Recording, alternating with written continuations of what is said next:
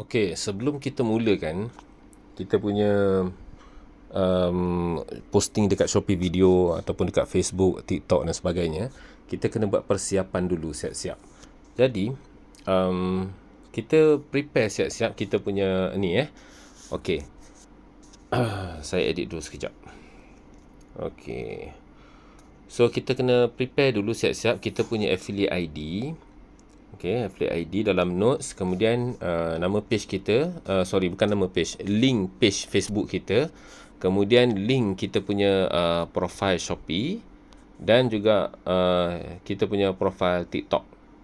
Saya dah prepare siap-siap kat sini, iaitu affiliate ID, page punya link, Shopee video punya link, kemudian TikTok punya account punya link Baik, kemudian saya buat satu lagi kat sini.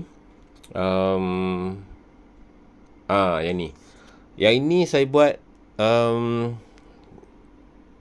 template untuk template laginya untuk kita post dekat social media lah. Jadi saya akan tunjuk satu-satu step dia. Okey, yang penting korang save siap-siap macam ni dalam notes supaya senang nak buat kerja dan cepat. Okey, jom kita pergi ke video seterusnya.